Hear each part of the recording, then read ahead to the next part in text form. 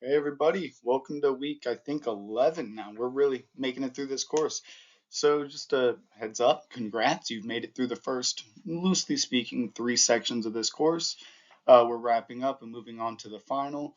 Remember, well, we will have one more quiz to go and then a final exam. We have our final assignment due at the end of this week, so make sure you get that done. It's a less demanding assignment, a 3-2-1 analysis of the readings of the week. So that should be accessible. If you have any questions about that, please reach out, email me, make sure you meet those requirements. But this will be an easy one for you. I believe in you guys. Make sure you get it in so you can get that grade up. It's also a good time to make sure you check your grade, make sure it's everything that's been graded is graded accurately. It's your chance to get on me and check my work, which I always support. So make sure that I've gotten everything submitted. At the moment, I've graded all the quizzes that have been submitted. I have one discussion that's completed that I have yet to grade. I'll get to that by the end of the week. And additionally, I'm still going through the some of your midterms. I think I got through the majority of them, and I will absolutely finish grading them by the end of this week. So you will have all your detailed comments back. And I do want to say on that note, every single essay I grade, I am going to mark up a million times over. Do not feel defeated. Do not feel like I'm attacking you. Do not feel like I don't support what you're writing about. I am not expressing any of that. I am just aiming, exclusively aiming, to help you identify how you can improve your paper and improve your writing abilities, improve your ability to convey an argument in an empirical angle. I want you to, and again, I don't care what you write about. What I do care about is how you write it. If you can make any claim you desire as long as you provide empirical data to support it within the same sentence.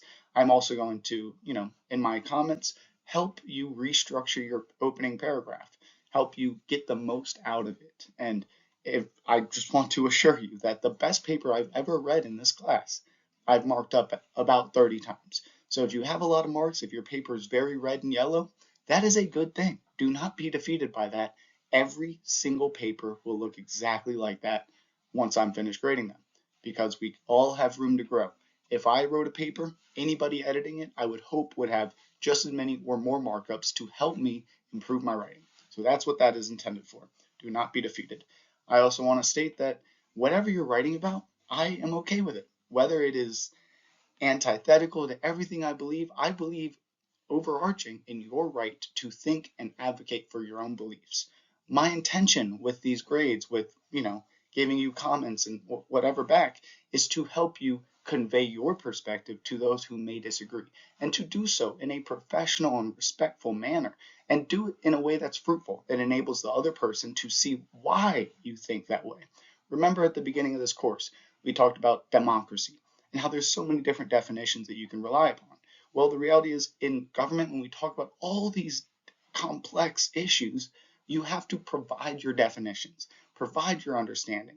Otherwise, you, the individual expressing it, is harming the ability for the environment to have a positive discussion.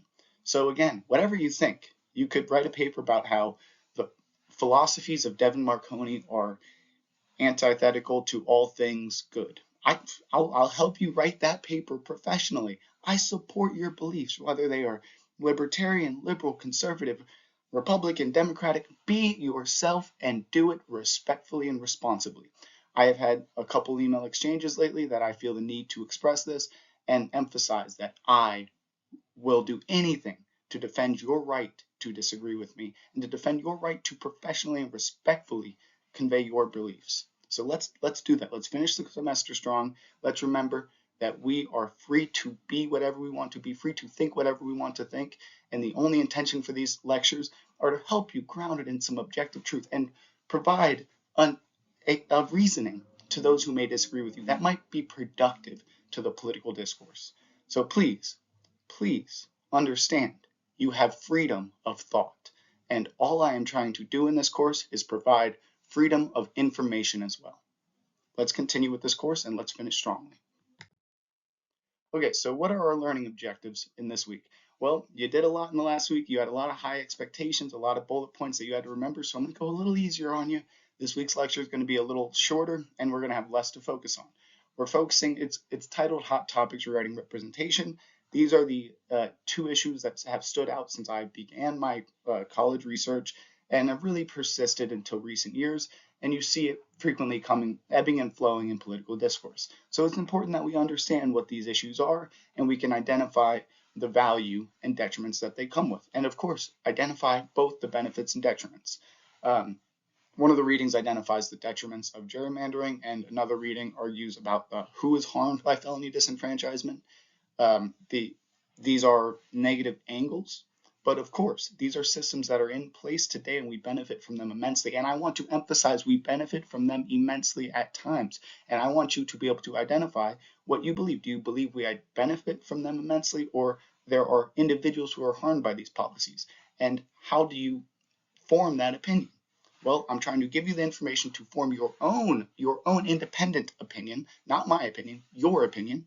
And this is just the information and the discussion revolving around these concepts. So please understand that is what is happening in today's lecture. So felony disenfranchisement and gerrymandering. Well, additionally, we are going to remember one other point of what drives voters in the United States based on public opinion polls and surveying, in which we've identified these are the primary metrics of party identification. And a little touch into proportional representation, but it'll be a brief discussion. All right, that brief discussion about proportional representation, let's begin. So simply put, we do not have this system in the United States. Proportional representation is when you distribute seats in a body of government based on the proportion of the vote that the party obtained. Think of it this way.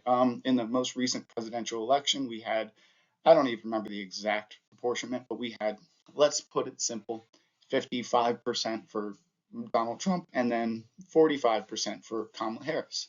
Well, within our system, we have a, as we remember, winner takes all system, electoral system. So Donald Trump had won that office. But say this is a proportional representation system, and instead of it being a presidency, it's a legislative body. I'm just using the two names because those are the names you are familiar with. In that system, the party led by Kamala Harris would obtain, in a proportional representative system, 45% of the body's representation. Now, systems operate differently, whether it be the party you're voting for, and then they would elect candidates within their own party, or you're voting for specific candidates from each party. These systems vary. You see this proportional representative system present in numerous states in Europe. When you see this, a lot of your papers, a lot of your discussion posts argue that a proportional representative system would be more beneficial than a two-party system. Well, there are some obvious benefits to that, but there are detriments to this. And the same harms that exist in a two-party system, many political theorists argue exist in proportional representative systems through things called coalitions. So this is where you see multiple small parties. You'll say, but for simplicity standards, we have 10 political parties within a system of government, all with the power to obtain representation. Well, in reality, a lot of times you'll see 5 align with one coalition and the other 5 political parties align with the other coalition. Although they have minor differences among them, they will agree under umbrella coalitions, creating two system dichotomies. But it's, again, just briefly discussing what a proportional representative system is, just to give you some understanding. We see this present in Israel, Germany, Switzerland, and many states globally, with a couple more included in Europe. But let's gravitate back towards the United States. So when we talk about politics in the United States, we tend to gravitate towards, well, the election process. And when we think about the electoral process, we think about why individuals vote for the party they vote for. We do see that we have ebbs and flows in party leadership. We tend to have Democrat, Republicans switching their leadership every 4 to 8 to 12, whatever it may be, years. And when we see those switches, we see them led by 1, 2, or all 3 of these reasonings. So let's ask one simple question. Why do you and I and our neighbors vote the way we vote? Well, when we measure this as political scientists, again, when measured, there are 3 primary reasons, incentives, that lead us to cast our ballot the way we do. The first is a party loyalty. Surveys show, a study enacted by political science, let me see if I have their name up here. Sometimes I'll have their names in the notes, but I make I reference so much content, I get a little, sometimes I'll forget to include it. So I don't have the names of them, but you can probably research this and find the study. Roughly 80% of Americans, and this is a study that was presented in our textbook. It is in the textbook if you want to look further. Roughly 80% of Americans maintain the same party identification throughout their entire lives that they established in their youth. And this is often in reaction to aligning with their family or in reaction to their family's partisan beliefs. So party loyalties, the party you establish in your first election as a citizen, as a member of the electorate, and then you maintain that throughout your life. Again, 20%, you may be that 20%, and this is just a generalization, but roughly 80% maintain that party identification, revealing party loyalty as one of the dominant reasons why we maintain why we vote the way we vote. But of course, that would result, if that was the only variable at play, that would probably result in the same party always winning every election. And that is, of course, not what we have. So we have other variables that lead individuals to vote in different manners. These two variables are issues involved and candidate characteristics. Let's talk about the second one real quick. Issues involved. You tend to have two different types of issues, and this will be important to remember on for a quiz when we talk about politics. And it's a great way to understand politics in your mind. There are spatial issues and valence issues. Think of spatial issues as an issue in which you could have a wide range of beliefs. The greatest example is the minimum wage. What should our minimum wage be? Should it be $15 or $14.75 or $7.25 as it was in Virginia when I was working my minimum wage jobs? $7.25. What a crazy experience that is working that low. And but you see that provides a range of issues. And of course, $15 minimum wage creates challenges to the economy, raises it contributes to inflation. Don't want to be priming you for any direction there. I just wanted to provide an example. And I had some personal experience coming from a low minimum wage state in Virginia, which when I was young at $7.25. But of course, when I say that as an example, that's just me providing an example from my past. I'm not telling you that there is one way to think about this issue. Trying to be on top of that to the best of my ability. A spatial issue, as I am saying with minimum wage, allows 10 people to have 10 different policy positions on this issue. Now, when you look at the contrast, a valence issue, it's an issue where all voters will prefer a higher value. Think of GDP, gross domestic product. We all want greater GDP. We all want higher value in the S&P and the Dow. We all want more honesty among our representatives. These are things that we can agree on being something that when in greater values, we all want and desire. We all desire greater security, greater liberty, greater freedoms, greater honesty, greater transparency, valence issues. So when you debate politics, make sure you identify spatial and valence issues. And when you discuss spatial issues, acknowledge what they are. They're policies that allow for a wide range of positions among a spectrum. And so we see that issues involved often mobilize individuals to cast their ballot the way they do. You think of contemporary politics, there are numerous issues that I will not mention in this lecture to avoid any possible priming, but you will think yourself about those specific issues, either social, revolving around liberty, or economic, revolving around access and mobility. Now, we also see a third reason we vote the way we vote, which is candidate characteristics. We cannot deny this variable, as especially in contemporary politics, where you see candidates like Donald Trump mobilizing millions off of a lot of identity characteristics. And, I simply put, candidate characteristics are very evident in the successful campaigns of Donald Trump.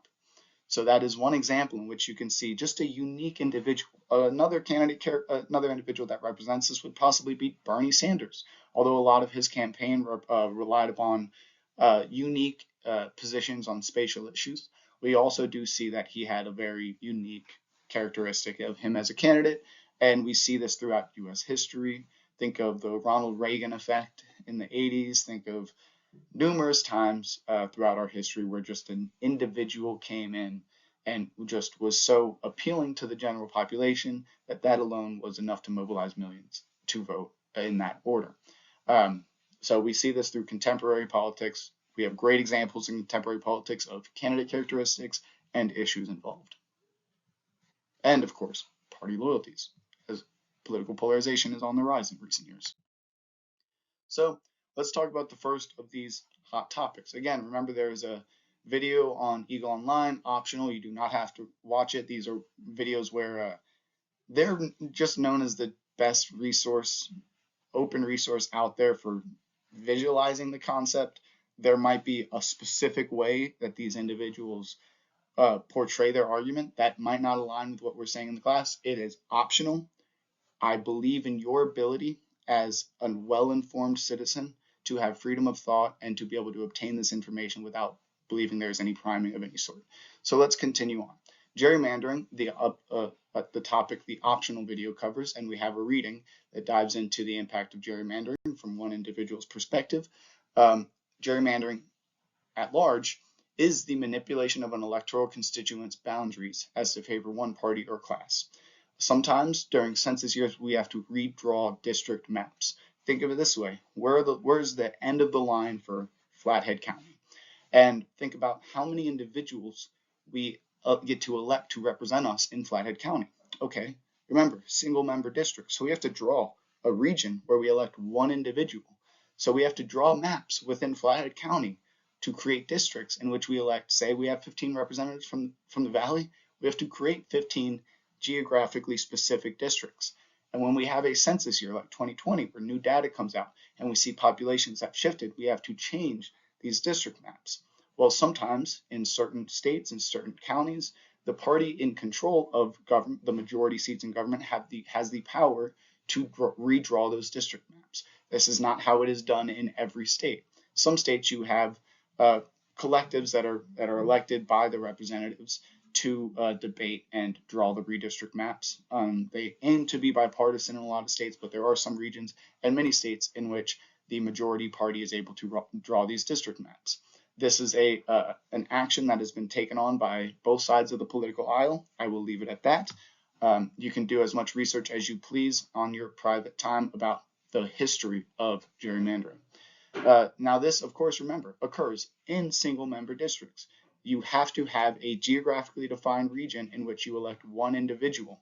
Changing that geographically defined region can result in changes in how that individual is elected, whether it is an individual from one party, one class, one race, or the other. Now, how could drawing these district maps impact that? Well, think of it simply as, let's look at a triangle with a population. We know in United States, just based on our experiences, that people tend to, at times, concentrate with like-minded individuals. Put it simply, think of the most rural parts of Kalispell and the most urban parts of New York City. There is a tendency for certain partisan minds to gravitate towards certain environments. So let's say this is a city, this is a rural population, and this is an extremely rural population. So city, neighborhood, country. That's about what makes up a population. So say you have to include all three of these regions and make, 3 districts. Well, one way to do it is you circle one each. All right, the city gets a representative, the neighborhoods gets a representative, and the rural country does. Well, oftentimes this is not exactly how it goes. Well, you might see that suburban collective cut in half. So they'll take this neighborhood. I think this was the suburban neighborhood. They'll cut it in half, and they'll also take all of the individuals from the city. So they're basically guaranteeing this district will go to those who vote for city folk. I'll put it that way.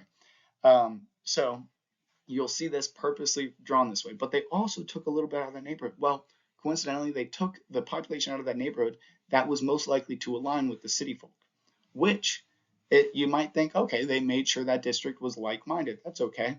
Well, what it did is it made that neighborhood more likely to vote for the other political party because they took away a significant amount of voters. And then you can move these maps around to where you have a perfectly even population. You can then have them represent one party, one race, one collective over another.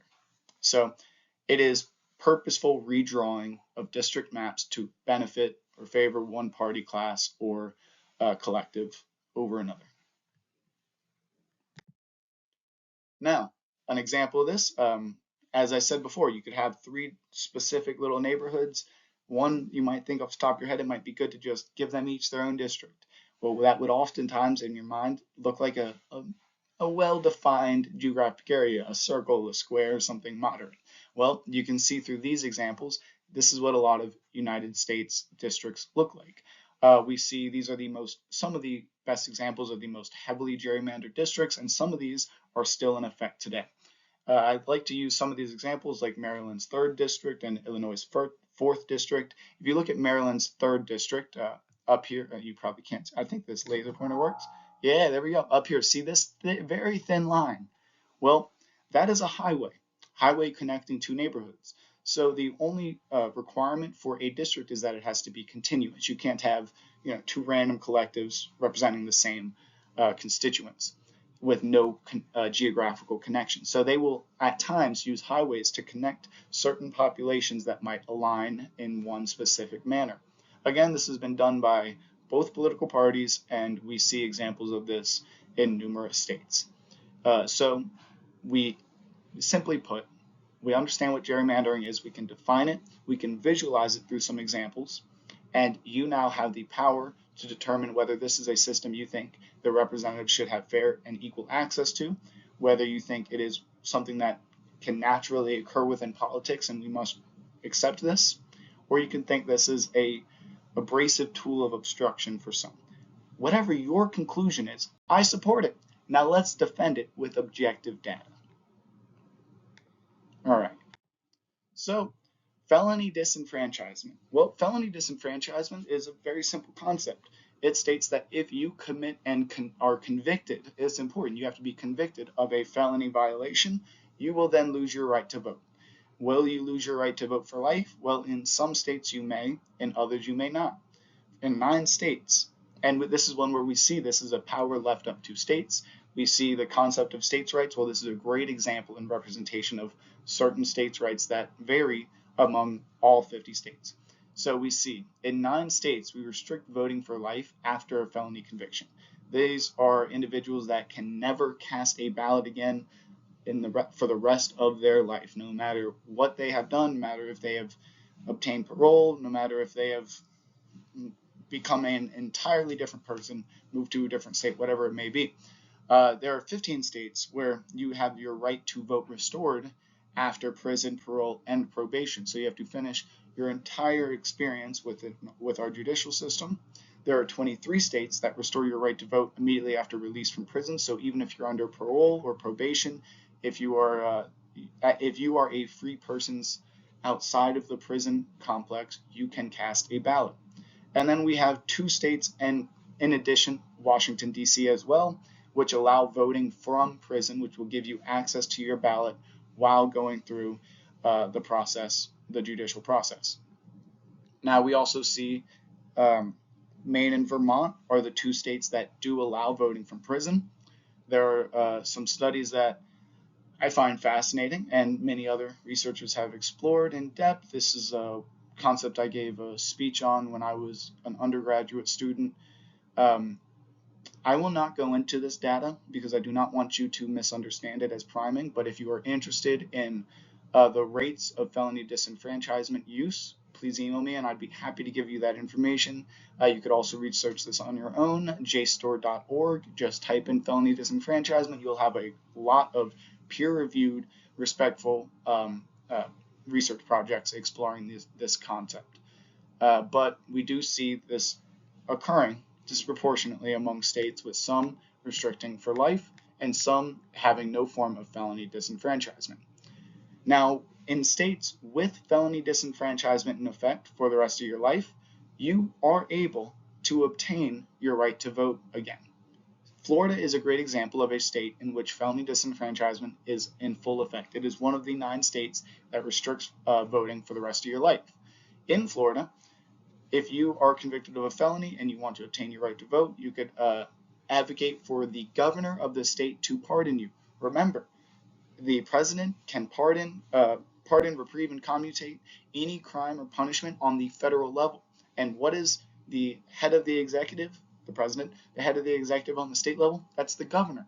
And the governor has very similar powers. So in states, the governor can pardon, commutate, or reprieve a crime or punishment for individuals convicted of state crimes within their own state.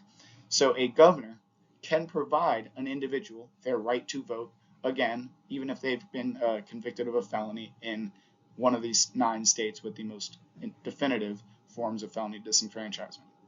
So remember, this will be a quiz question. If you had lost your right to vote for the rest of your life in Florida, there is one way to get it back: getting a pardon from the governor of your state. Another circumstance, if you are a citizen of let's say you're a citizen of Vermont. Vermont is one of the 2 states that does allow voting from prison. Well, if you were convicted of a felony in the state of Florida, what will occur? You still have your right to vote because your felony conviction occurred in a different state, and the state you reside in and cast your ballot from is a state in which there is no felony disenfranchisement. So this can be a complex topic. We do have some individuals who have been convicted of felony violations in certain states, but are allowed to cast with felony disenfranchisement, but are allowed to cast their ballot because they live in another state. I will not give examples of these individuals, but there are examples of some that you may know of and from various origins. So this might be a fascinating concept I'm happy to explore in more depth if you please. Now, here's a visualization of felony disenfranchisement in the United States. See, the states with orange are the states that have the most intense versions of felony disenfranchisement. So we see this is in effect predominantly in the Southeast. We do see a lot of these policies coming into effect during the Reconstruction era, when we had an expansion of civil rights and a restriction of that same access.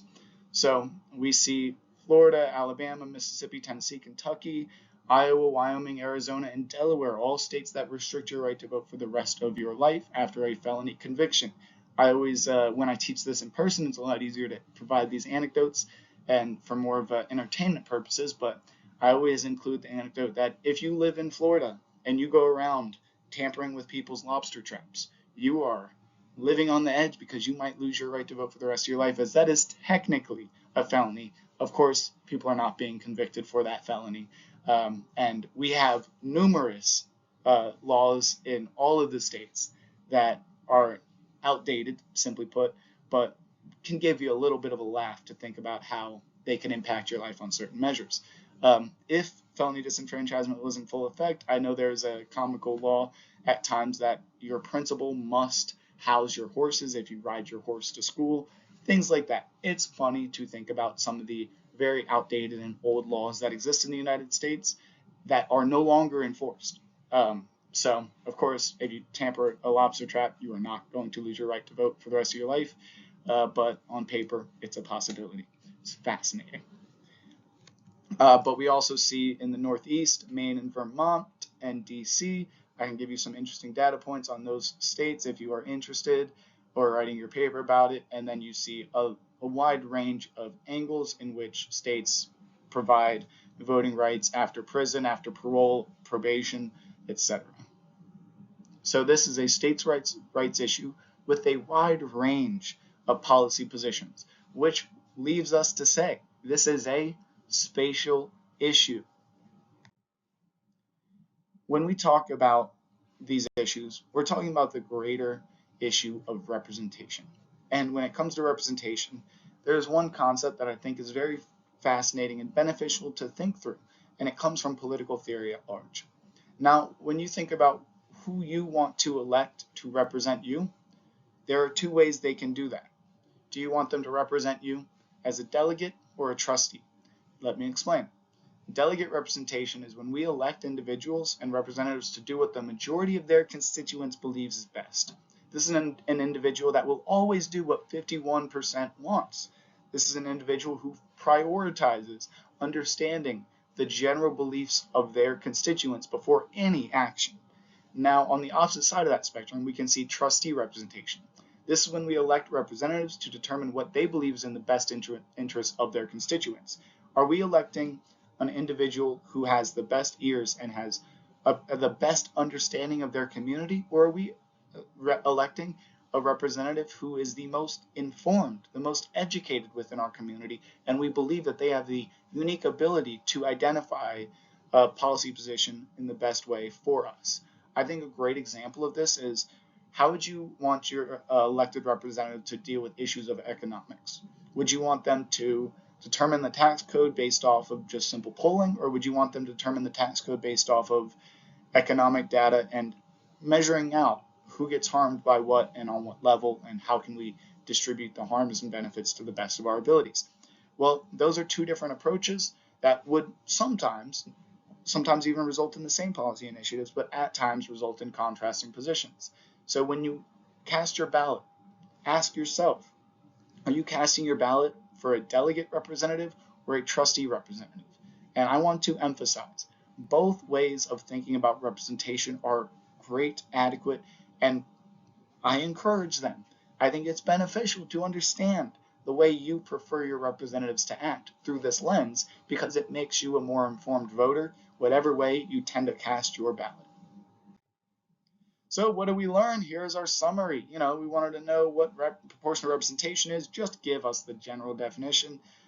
Each party gets the equal percentage of the vote they obtained through the last election in representation. What drives voters in the United States? Party loyalties, candidate characteristics, and issues involved.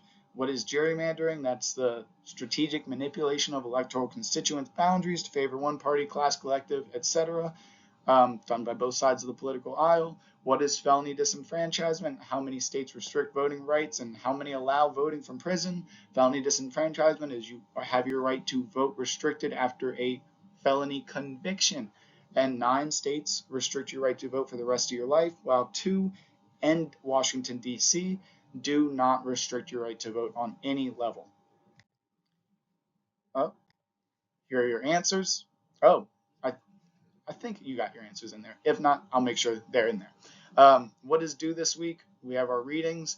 Listen, take notes on the lecture, which you already just did. We're finishing that up now. Good job. So proud. Contribute to the weekly discussion.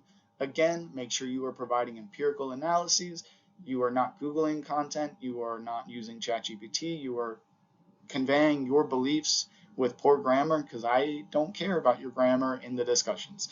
And you're doing it with respect to others, and you don't have to convey your beliefs if you do not feel like this is an issue you want to engage with personally, but you are required to engage with the content. You can talk about the topic and say, well, from my understanding, this data indicates a preference towards this policy, while on the other side, I see data indicating this preference.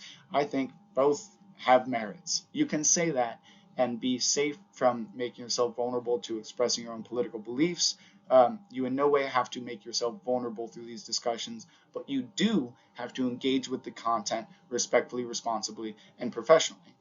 And that is a consistent expectation in all college courses. So please understand that that is the scope of that assignment, and in no way is it tailored to making you believe or think in any specific way. And again, I will fight for your right to disagree with me, and I will fight for your ability to disagree with me respectfully and responsibly and professionally. Communicate your needs in the course. Check your grades. Remember just that discussion post. Half of your quizzes won't be, and half of your midterms aren't graded yet because I'm still working through them. I'm giving each midterm 2-4 hours of analysis. I'm really grading it intensely. I'm not giving you low grades, but I'm grading it with high scrutiny so I can help you by giving you markups and corrections and angles to improve your writing. And really, the more markups I give you, the easier your final paper will be to write. That's why I'm doing this, making your final assignment easier on you. I'm not telling you to be better. I'm helping you do the content in this course and not just expecting you to finish it on your own. So please see that this is what I am aiming to do with this. Of course, that won't work for every one of you, but it's worked for the majority of students in the past courses, and I'm trying my best at the end of every semester to edit how I operate this course to be able to help you get the most out of it. So please understand my perspective with that. Please understand my perspective when it comes to AI use, as I've been catching that at a higher rate than I had in the past in this course this semester. I do not exclusively use AI detectors. I know personally how AI is used. in political science content. I know the sentence structures, the paragraph structures, the word choice that an AI bot would use that no student taking this level of a course would use. So please understand that when you see an article online or a thing on Instagram that says the AI detectors are not valid, they are valid enough for me to check your work and hold you accountable. Simply put. Thank you. I also want to mention, I've said this in the lectures, the posts on Eagle Online, it's in the syllabus. It is clear the restrictions on AI use in this course, and I do not want to have to deal with this much in the future.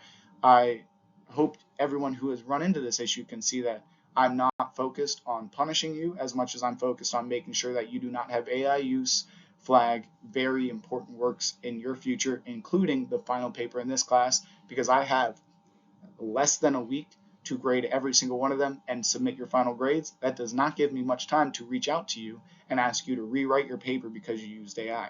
When it comes to the final paper, I will have to grade heavily, and if you used AI, there will be significant harms to your grade.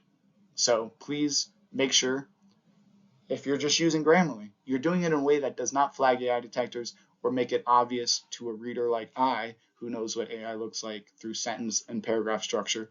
I'd rather give you comments on how to improve your writing than have to deal with grading a computer's work. Thank you. I hope this week's lecture was beneficial for you all. You can see my goals in this course, and we can work together to understand this content on a deeper level. And no, I will say it once again, I will always defend your right to disagree with me. Disagree with anybody and everybody. I will defend your right to write a paper about how my beliefs, I don't know how you could identify what my beliefs are, but you go through a scientific approach, maybe you could come with something. You could dissect my thesis, which is online, whatever it is. I completely support you doing whatever you want to with these papers, but I am only aiming to help you do it professionally. Please see that. Thank you. Have a good rest of your week. We got this next week.